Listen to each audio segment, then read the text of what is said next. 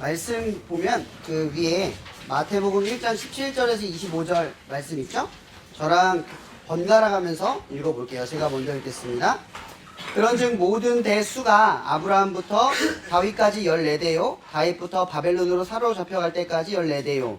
바벨론으로 사로잡혀간 후부터 그리스도까지 14대더라. 예수 그리스도의 나시는 이러하니라. 그의 어머니 마리아가 요셉과 약간으로 동거하기 전에 성령으로 잉태된 것이 나타났더니 그의 남편 요셉은 의로운 사람이라 그를 드러내지 아니하고 가만히 끊고자 하여 이 일을 생각할 때 주의 사자가 현모하여 이르되 다윗의 자손 요셉아 내 아내 마리아 데려오기를 무서워하지 말라. 그에게 잉태된 자는 성령으로 된 것이라. 아들 나린이 이름을 예수라라. 이는 자기 백성을 그들의 죄에서 구원할 자이라 하니라. 이 모든 일이 된 것은 주께서 선지자로 하신 말씀을 이루려 하심이니 이르시되 보라 처녀가 잉태하여 아들을 낳을 것이요 그의 이름을 임마누엘이라 하리라 하셨으니 이를 번역한 즉 하나님이 우리와 함께 계시다 함이라. 요셉이 잠에서 깨어 일어나 주의 사자의 군부대로 행하여 그의 아들을 데려왔으나 함께 읽을게요. 아들을 낳기까지 동침하지 아니하더니 낳음에 이름을 예수라 하니라. 아멘. 그 성경을 읽다 보면 성경에 정말 난해한 내용들이 있을 때가 있어요. 그 대표적인 게 뭐가 있냐면 누가 누구를 낳고 누가 누구를 낳고 누가 누구를 낳고 누가 누구를 낳고라는 내용이에요. 읽다 보면 도대체 이건 왜 기록된 거지? 도대체 이거는 어떻게 발음을 해야 되지? 정말 읽기가 어렵다. 이건 빼도 되지 않을까? 라는 성경의 내용들이 가끔 등장을 할 때가 있어요. 근데 제가 이 언급을 자주 하면서 이야기하는 게 뭐냐면 여러분 성경의 이야기는 현실적이면서도 사실적이면서도 진실적인 얘기를 같이 하는 거예요. 그래서 역사적인 이야기가 아니거나 현실적인 것에 동떨어지거나 또 진실에 가깝지 않은 이야기를 하지 않은 이야기가 아니라는 거죠. 그럼 성경은 최소화 그 내용에 불필요하게 여겨지는 지점조차도 다 뭐가 있다? 이유와 목적이 있다라고 생각하면 돼요. 그래서 우리가 이해하기는 어렵지만 그 본문을 뚫고 지나갈 때 그 대표적인 아까 얘기했죠? 족보. 누가 누구를 낳고 누가 누구를 낳고. 사실 오늘 앞에 본문에는 그 얘기예요. 누가 누구라고. 여러분 싫어할까봐 그건 안 읽었어요. 그 요약했어요. 14대, 14대, 14대. 이렇게 낳다. 이렇게 기록을 하고 있는 거죠. 그럼 여러분 이스터에그라는 말 알아요? 이스터에그. 영화를 보면 이스터에그가 있죠. 또 게임 용어에서도 이스터에그라는 단어를 써요. 근데 이 이스터에그를 한글로 번역하면 뭐죠? 그렇죠. 부활절 계란이에요. 그러니까 이게 고대죠. 카톨릭 시대에 그 달걀에다가 그 그림을 그려놓고 그걸 찾게끔 하는 그걸 통해서 어떤 메시지를 전하고자 하는 그 유래를 통해서 지금 이렇게 도스란히 똑같이 활용되고 있다고 해요. 그래서 이걸 이스터에그를 할 때 보통 우리는 뭐라고 얘기냐면 우리말로 표현하면 복선이라고 하죠. 복선. 이 이야기가 전체적으로 이 단편의 이야기를 하고 있는데 이 단편 말고 더 커다란 복선의 의미를 담고 있을 때 그걸 이스터에그라고 하죠. 보통. 그죠? 그걸 찾아내다 보면 이 내용 예를 들어 마블 영화 많이 보잖아요. 그죠? 지금 많이 인기가 떨어졌지만 옛날 마블 영화를 보다 보면 이스터에그가 등장을 해요. 뭐 예를 들어서 이걸 만든 작가라든지 또 이걸 구성했던 어떤 사람의 의미를 부여한다든지 해서 이 세계관보다 더 큰 의미의 확장을 하고 있어요. 그래서 이 영화의 의미나 캐릭터의 의미를 그 이스터 에그를 통해서 설명을 하려고 하죠. 그래서 이스터 에그라는 것은 가보면 창작자의 의도가 숨겨져 있는 거예요. 마찬가지로 이 마태복음이라는 이 복음서는 복음서를 보통 우리는 이렇게 불러요. 공관복음서라는 말을 하는데 좀 말이 어렵잖아요. 공은 그냥 공유할 공. 그러니까 하나의 관을 갖는데 세 개의 복음서가 있어요. 마태, 마가, 누가가 있는데 이 마태, 마가, 누가를 하나의 복음서라고 이야기를 해요. 이걸 합치는 거예요. 이야기는 서로 달라요. 같은 예수님의 이야기를 증언하고 있는데 스토리나 내용이나 지점들이 달라요. 가령 예를 들어서 마태복음에서는 산상수훈을 어디서 했냐면 산에서 했어요. 말 그대로 산.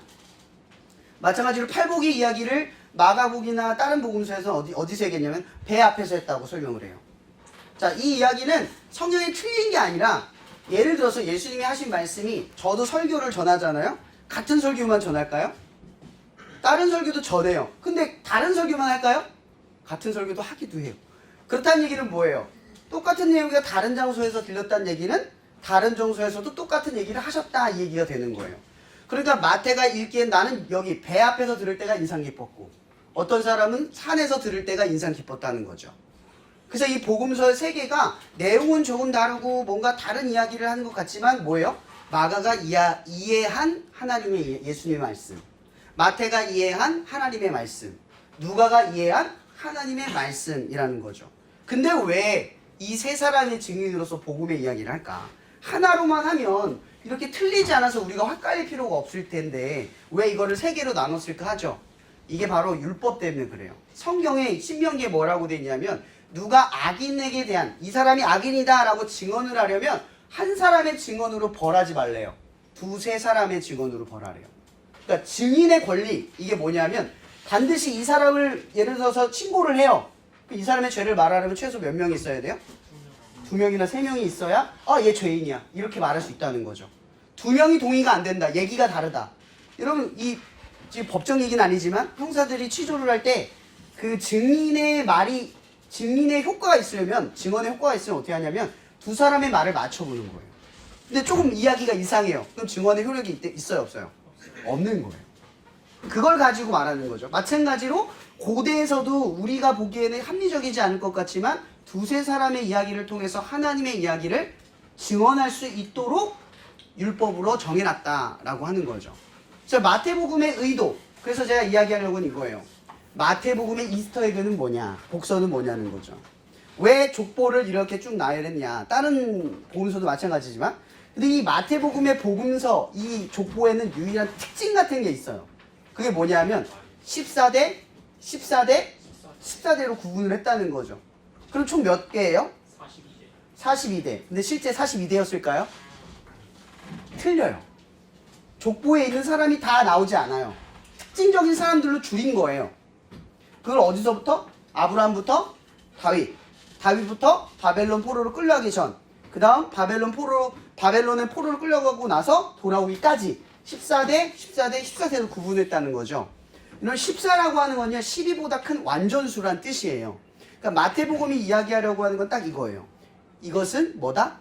하나님의 완벽한 계획이었다. 누가 태어난 게?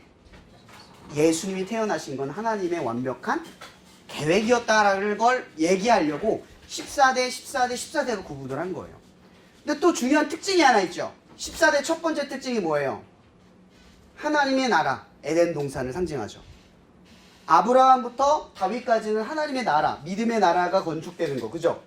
완벽한 하나님의 약속과 언약이 성취되어 있는, 마치 에덴 동산에서 선악과와 생명나무를 부여하셔서 내가 너희를 사랑한다, 너는 이 동산에서 마음껏 지내라 라고 했던 그 약속과 똑같아요. 그래서 완벽한 세상을 의미할 때. 근데 그 다음 뭐예요? 다윗부터 바벨론 포로예요. 이게 뭐냐면 바벨론은 심판을 의미해요. 그러니까 이건 뭐냐면 에덴 동산이 뭐 때문에 깨졌어요? 뭐 때문에 깨졌어요? 죄 때문에 깨져. 죄. 그 죄가 뭐예요? 아담과 하와로 시작하는 거죠. 그리고 가인과 아벨로부터 이어지는 거예요. 자, 그래서 이게 뭐냐면 아담과 하와가 죄를 짓자마자 쫓겨났어요? 아니요. 점점점 죄를 지면서 하나님과 멀어지기 시작했어요. 마찬가지로 다윗 때부터 바벨론 포로에까지 심판이 바로 왔어요? 바로 온 게 아니죠. 그들이 하나님으로부터 점점 멀어지기 시작하면서 심판이 오기 시작을 한 거죠. 많은 시간들이 지난 거예요. 근 500년이 지나가 버린 거죠. 그 시간이 지나고 나서 멸망을 했어요. 그 다음 뭐예요? 이야기는 여기서 끝나지 않아요. 멸망이 아니야. 바벨론은 어디예요? 심판의 장소잖아요. 그죠? 근데 거기서 그리스도 대까지래요. 그리스도는 뜻하면 메시아, 구원자라는 뜻이에요. 그러니까 이들을 구원한다. 구원하는 자가 오기까지 14대가 마지막에 남아있는 거예요. 그러니까 마태복음이 이야기하고 있는 서사는 뭐냐면 하나님의 나라, 하나님의 자녀라고 하는 것이 여러분에게 주어졌고, 그러나 우리는 죄와 연약함으로 인해서 하나님과 멀어져 버렸고, 근데 이것은 우리의 자력으로 해결되지 못하기 때문에 누가 오셔요? 예수가 오셨다. 이 뜻이에요. 마태복음은 이 하나님의 완벽한 계획을 족보를 통해 이야기하는 거죠. 근데 이 족보의 특징, 제가 자주 언급하는 게 있는데 뭐냐면 여기에는 하나님의 완벽한 계획에 불완전한 인간의 이야기가, 스토리가 섞여 있어요. 이런 보통 이 14명을 선정을 했으면 제일 중요하고 업적을 가진, 그리고 성실하고 정직하고 본이 되는 사람을 선정하겠죠. 여러분 같으면 그러겠죠. 근데 여기에는 그런 사람이 있는데 그 사이사이에 누가 등장을 하냐면 여자를 등장시켜요. 여자. 고대 율법, 고대 근동에서는 여자는 족보에 들어올 수 없었어요. 지금과 상관없이. 그렇다는 얘기는 마태복음의 저자는 의도적으로 불완전한 요소를 집어넣음으로써 이 계획이 지금 누구의 뜻대로 이루어지고 있다? 하나님. 그럼 이 계획은 누구로부터는 이루어질 수 없다? 우리로부터는 이루어질 수 없다. 인간의 힘으로는 절대 안 된다. 왜? 죄 때문이니까. 우리는 연약해서 계획을 이룰 힘이 없어요. 근데 이 족보를 누가 완성했어요? 하나님이 완성했다. 그 이야기를 하려고 하는 거예요. 그래서 첫 번째 족보엔 누가 등장하냐면 시아버지와 동침한 다말. 율법의 엄격한 죄예요. 그 다음 기생 라합. 그 다음 이방 여인, 모압 여인 롯. 그 다음 누구예요? 십계명을 어겨서 부인으로 맞이한 밧세바. 그리고 끝으로 예수를 잉태하여 나신 처녀로 임신하여 세상의 시각에서 죄가 된 마리아. 이런 불완전한 요소를 하나님이 이 마태복음이 일부러 집어넣었어요. 14대 14대 완벽한 틀이 있는데 그 틀 안에 이 계획을 완성할 수 없는 불협지점을 집어넣은 거예요. 왜일까요? 왜일까요? 이건 두 가지를 이야기하는 거예요. 첫 번째, 너희들과 상관없이 하나님은 뭐예요? 완성하신다. 우리는 할 수 없는데 하나님은 이 뜻을 정했다 이 뜻이에요. 근데 여기서 중요한 특징이 하나 있어요. 오늘 말씀해 보면 이런 게 있죠. 22절에 누가 한번 읽어줄래요? 22절 아무나 읽어주세요. 22절 같이 읽을까요? 시작. 이 모든 일이 된 것은 주께서 선지자로 하신 말씀을 이루려 하심이니라 이르시되. 자 보세요. 하나님이 지금 이것을 이루었어요. 뭐대로? 말씀대로 이루셨다. 이게 중요한 특징인 거예요. 말씀하신 대로, 그리고 말씀을 따른 사람대로, 말씀을 따라 살아간 사람으로 이루었다 이 뜻이에요. 그러니까 하나님이 이루셨다는 거죠. 말씀으로. 말씀의 틀 안에 조명되어 있는 거예요. 이것을 이룬 것은 우리의 힘과 의지와 노력과 능력이 하나도 없어요. 근데 중요한 건 이 말씀이 이 말씀을 하신 대로 이것을 반드시 이루기로 작정을 하셨다는 거죠. 이것은 두 가지 의미, 아까 얘기했죠? 두 가지 의미를 얘기할게요. 첫 번째, 하나님은 여러분들의 계획을 반드시 이룰 것입니다. 믿음만 가진다면. 여러분들이 말씀을 믿는다는 건 이거예요. 말씀대로 살아가려 한다면 하나님이 여러분의 삶을 책임져 주시고 이루어 주신다는 거예요. 근데 말씀대로 살려면 뭐가 필요해요? 말씀을 봐야죠. 성경을 봐야 해요. 말씀 안에 있어요. 저는 여러분들에게 지금 뭘 주고 있죠? 인포메이션, 정보를 주고 있어요. 그리고 매주 예배를 드리면서 말씀을 들으면서 뭐가 쌓여요? 지식이 쌓여요. 근데 인포메이션과 지식이 쌓이면 그걸 활용하는 것이 살아있는 지혜가 되는 거거든요. 지혜가 아닌 거는 지식과 정보는 쌓여만 있으면 어떻게 해요? 사용을 하지 않으면 어떻게 돼요? 의미 없는 거예요. 여러분들 여기서 공부를 아무리 열심히 해도 잘해도 그걸 쓰지 못하는 공부면 의미가 없는 거잖아요. 그죠? 마찬가지로 제가 여러분들에게 이런 말씀을 계속 던지지만 말씀을 알려고 하고 그 알므로 살아가는 것이 없으면 뭐가 없어요? 지혜가 생기지 않는 거예요. 제가 옛날 어떤 이야기 속담에 이런 말을 든 적이 있어요. 똑똑한 사람은 지혜로운 사람 발밑에서 일한다 라는 말이 있어요. 이 무슨 말인 줄 아세요?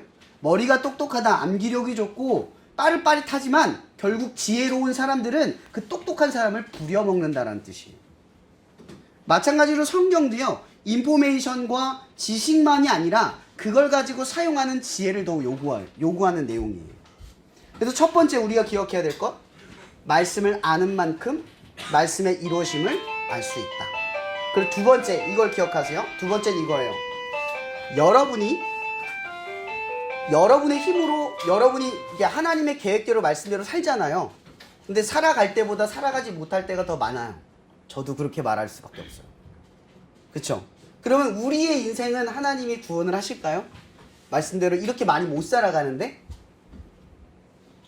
구원 못하는 게 우리 생각으로는 맞잖아요. 그죠? 이렇게 말을 안 따라가는데.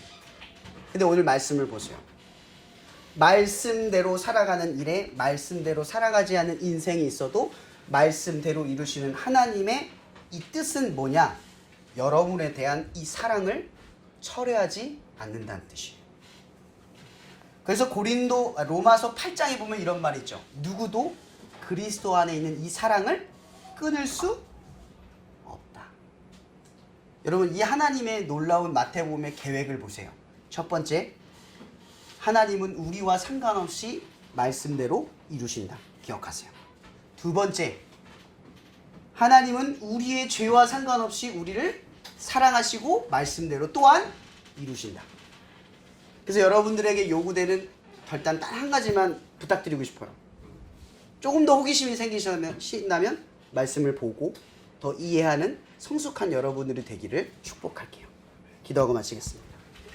사랑해 주님 감사합니다. 오늘도 하나님의 말씀을 듣고 나아갑니다. 마태복음의 이 이야기처럼 불완전한 엄연한 죄나 연약함이 있지만 우리를 이루시는 하나님의 기적을 우리 친구들이 맛볼 수 있도록 축복하여 주시옵소서. 돌아가서도 말씀에 흥미가 생기고 말씀을 알아가고자 하는 열망함이 생겨서 그곳에서도 하나님이 이루시는 기적을 말씀대로 이루어지는 역사를 더 많이 경험하고 보고 알고 깨닫는 우리 친구들이 될 수 있도록 축복하여 주시옵소서. 모든 것에 감사하며 살아계신 예수님의 이름으로 기도합니다. 아멘. 네.